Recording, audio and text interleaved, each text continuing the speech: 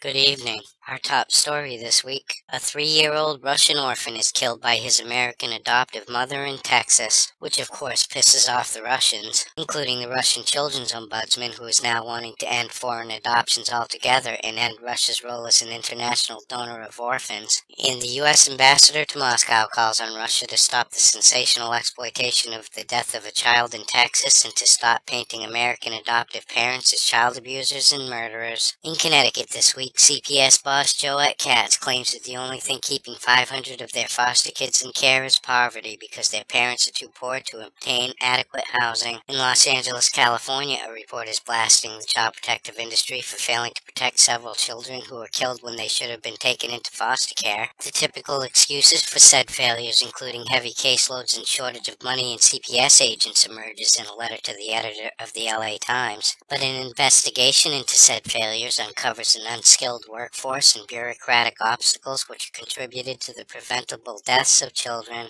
In Florida, the child protective industry is getting into Facebook in a new effort to identify and target potential CPS victims. In Maine, teachers are fighting for the right to use dangerous and abusive physical restraints on special needs kids. The Maine legislature passes a budget that would override any gubernatorial veto that largely saves Medicaid services and family preservation services and minimizes cuts that would have lowered adoption subsidies that were demanded by the governor. And in Nebraska, accounting errors are to blame for the child protective industry's failure to seek $1.8 million in federal reimbursements, which will now be passed on to the state's taxpayers. In New Jersey, private agencies that are supposed to find homes for foster kids are giving their executives 5-digit bonuses, gym memberships, country club parties, and other terrific perks, all on the taxpayer dollars that are supposed to go to help care for the kids. In Tennessee, more than a dozen families get an opportunity to tell their grievances about how they were mistreated by the child protective industry to a state representative. Oregon is considering a bill that will allow foster parents to unionize as public employees. In Oregon, CPS agents are trying to get more money. New research finds that half of U.S. parents who are on Facebook are only there to spy on their kids. In Wisconsin, a legislative panel votes to audit the state oversight of private nonprofit foster care agencies after $4.3 million goes misspent. Texas is having a problem with CPS agent turnover rates. And in Utah, the CPS boss is trying to accuse the lieutenant governor of interfering with a child abuse investigation after he raised concerns about a constituent who complained to him about how the family was treated by CPS agents. In Finland, few if any kids ever return home from foster care, and of those who do, a third are snatched again. Northern Ireland is investigating 35 facilities for institutional child abuse. Japan is likely to join the Hague Convention on Child Custody Disputes this year.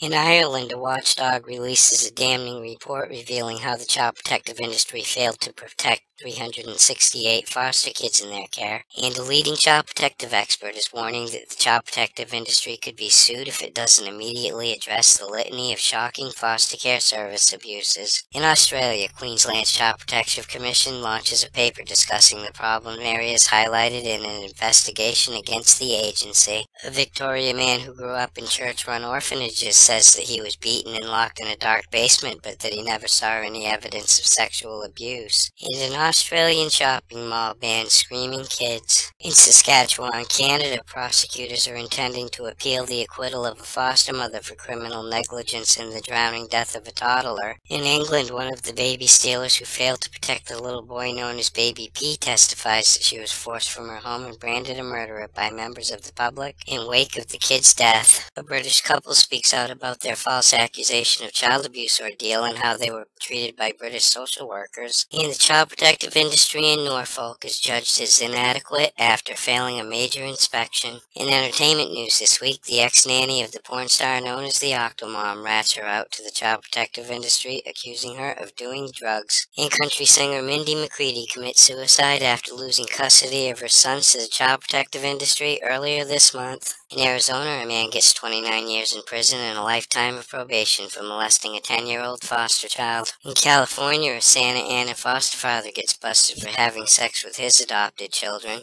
And in Washington, a former minister and foster parent gets 22 years for child rape. In Florida, a 13-year-old foster kid runs away and is recaptured shortly after. In California, a court rules that a lower court erred when taking custody away from a soldier who was deployed to Afghanistan. Fresno County's child protective industry loses a lawsuit to the tune of $8.5 million for failing to do their jobs in regards to a little boy named Seth Ireland who was killed right under their watch. And finally, tonight, the Sacramento County child protective industry is sued over an alleged child molestation after placing 3 young kids in their grandmother's home where a registered sex offender lived. For these stories and all the latest dirt on the child protective industry, visit www.legallykidnapped.com. And until next week, this is Baby LK, over and out.